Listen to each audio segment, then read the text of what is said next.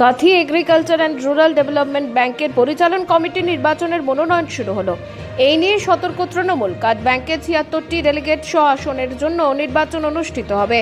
ব্যাংকের সদস্য সংখ্যা ৫৮,১৫৩ জন। ১৭ই মার্চ সোমবার মনোনয়ন তোলার দিন ছিল। ১৮ই মার্চের মধ্যে মনোনয়নপত্র জমা দিতে হবে সোমবার। তাই ব্যাংকের মনোনয়নপত্র তোলাকে কেন্দ্র করে যাতে কোনো অশান্তির ঘটনা না ঘটে তার জন্য কড়া পুলিশি নিরাপত্তার ব্যবস্থা করা হয়। এ বিষয়ে সাংবাদিকদের মুখোমুখি হয়ে কি বলছে শাসক দল এবং বিরোধীরা, শুনুন।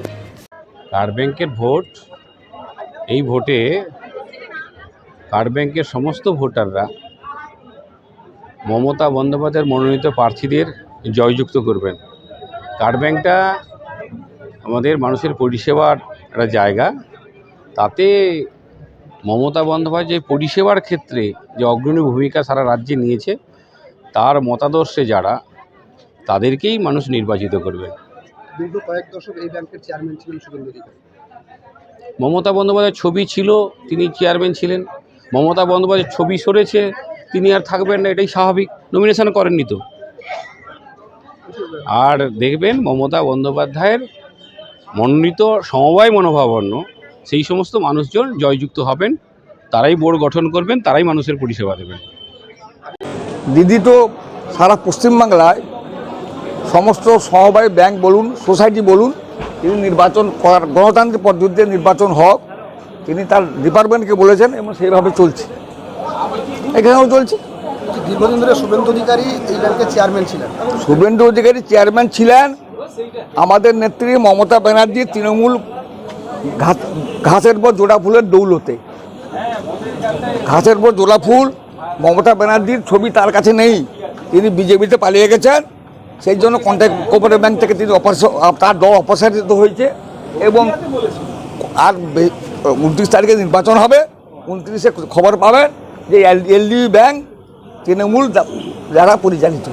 বিজেপি এখানে 3টা ব্লকে ক্যান্ডিডেট দিতে পারেন, যেমন ভগবানপুর রামনগর 1-এ দিতে পারেনি, ভগবানপুর 2-এ দিতে পারেনি, পলাশপুর 1-এ দিতে পারে। তবে ওরা চেষ্টা করছে ক্ষমতা আসার জন্য। আর দুদিন পরে বলবেন, নির্বাচন হারার পরে উনি বলবেন যে আমার দল নির্বাচনে প্রতিদ্বন্দ্বিতা করেনি, তার মানে বিজেপি প্রতিদ্বন্দ্বিতা করেনি। শুভেন্দুবাবু দুদিন পরে বলবেন কী কারণে ক্যান্ডিডেট দিতে পারেনি, কী কারণে। সংগঠন দুর্বল। তোমার এখানে দার্জিলিং কমলালেবু চাষ হবে, কাঁথি থেকে কমলালেবু চাষ হবে, এখানে বিজেপি চাষ হবে না, পদ্মফুলের চাষ হবে না।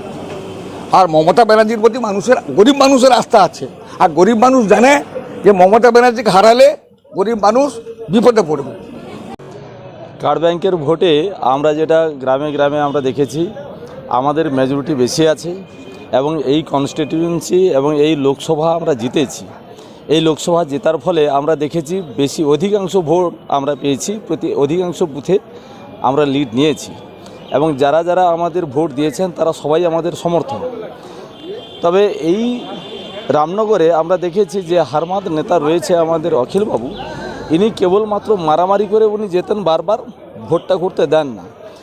অখিলবাবু যদি নিরপেক্ষ ভোট করাতে চান তাহলে সুনিশ্চিত হারবেন, এ নিয়ে আমাদের কোনো সন্দেহ নেই।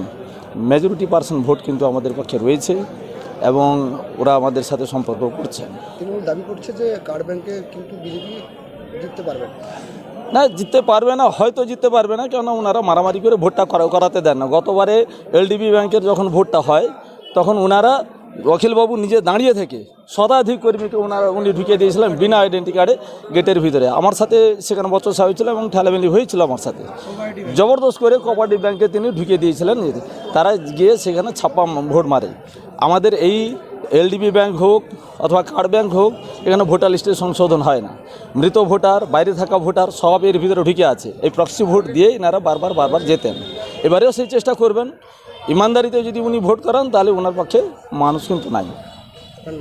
আমার নাম রতন আচার্য, আমি কাঁথি সাংগঠনিক জেলা কিষাণ মোর্চার সভাপতি, ভারতীয় জনতা পার্টির।